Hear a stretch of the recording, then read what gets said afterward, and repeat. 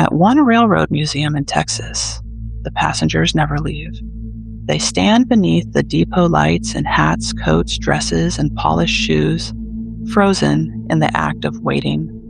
Mothers, travelers, children, strangers. They are life-size. They are bone white. And in the stillness of the station, they do not look like sculptures, so much as they look like something caught between memory and apparition. In New York, the second sight is stranger in a different way.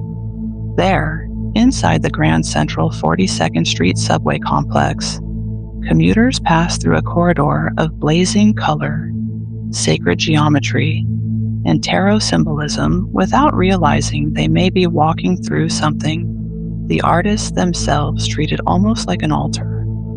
One place looks haunted before anyone says a word. The other does not announce itself as haunted at all, but together they reveal something unsettling about transit spaces. Sometimes the eeriest thing in a rail hub is not a derailment, a tunnel, or a ghost story passed down by workers. Sometimes it is the art that changes the emotional reality of the station itself.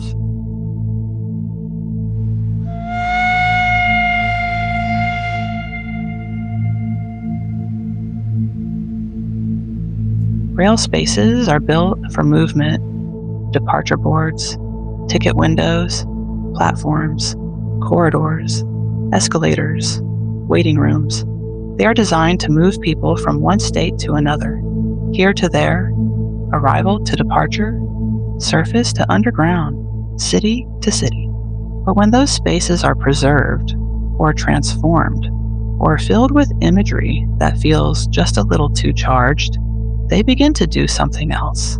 They start to feel like containers for memory, and memory, in the right setting, can begin to feel like haunting. This episode is not about two places officially declared haunted. It is about something more interesting than that. In Galveston, the museum itself presents its famous white figures as historical interpretation, while local ghost lore insists the depot may hold real spirits as well. In New York, the MTA presents abstract futures as public art, while the artists openly describe it in the language of ritual, portals, tarot, and spiritual transformation. One is suspended between museum display and ghost story.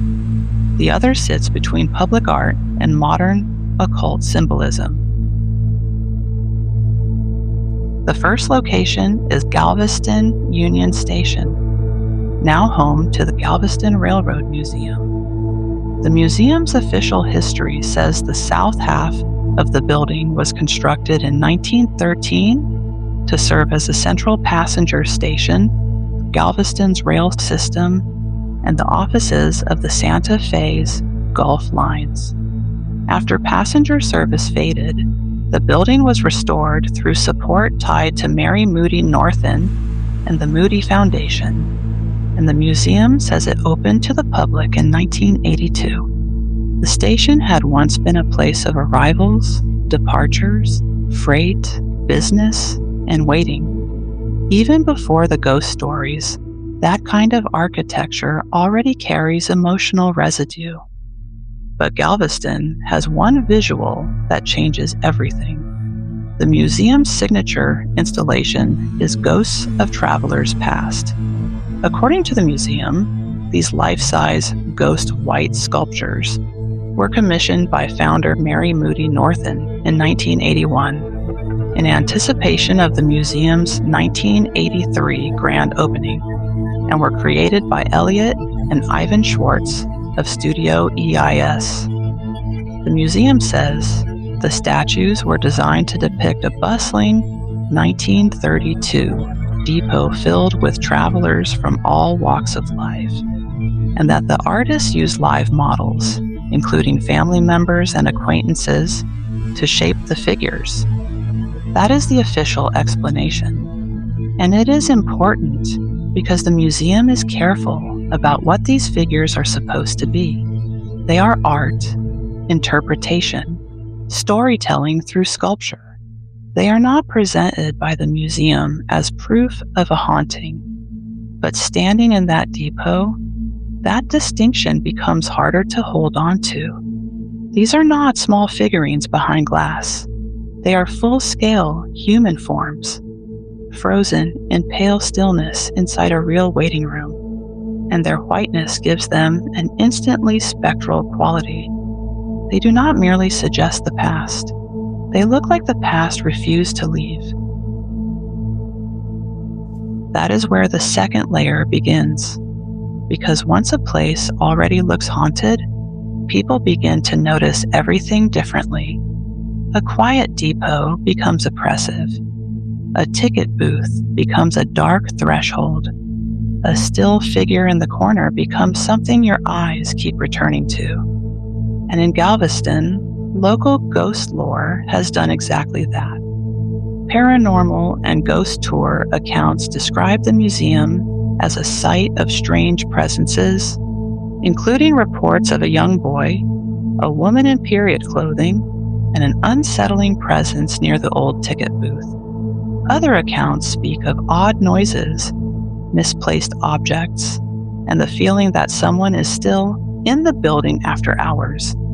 A Houston Chronicle ghost lore feature also summarized recurring stories of a woman and child associated with a fatal train incident near the old depot site. Whether any of that is true in a supernatural sense is not really the point. The stronger truth is psychological. Galveston is eerie because official interpretation and ghost lore are occupying the same visual space. The museum says these white figures are travelers from the past. Ghost storytellers take one step further and ask whether the station might still contain travelers who never really departed. That ambiguity is what makes the depot so effective. It sits exactly on the boundary between memorialization and haunting.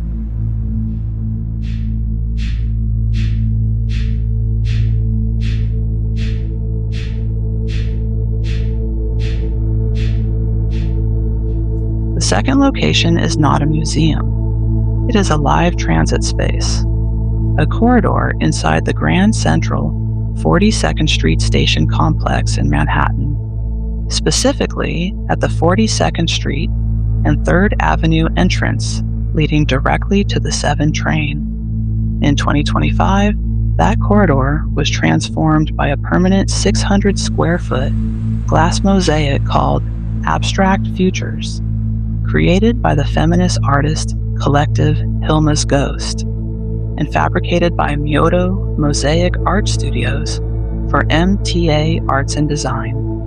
It stretches between the turnstiles and escalators, which is part of what makes it so compelling. This is not a mural tucked away in a quiet gallery. It is embedded in the flow of the commute.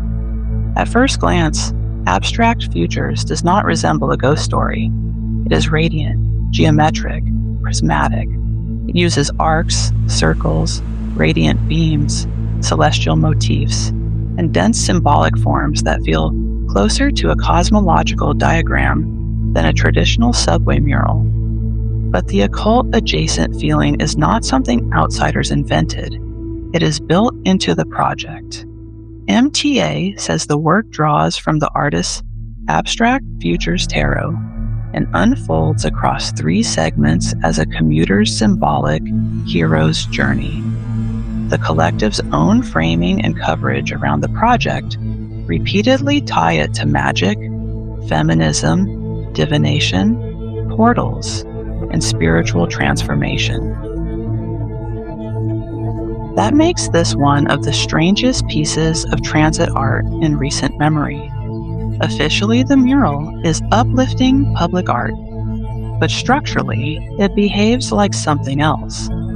MTA says the first portal references the Fool, the second, the Wheel of Fortune, and the final section moves through the moon, star, sun, and ultimately, the world.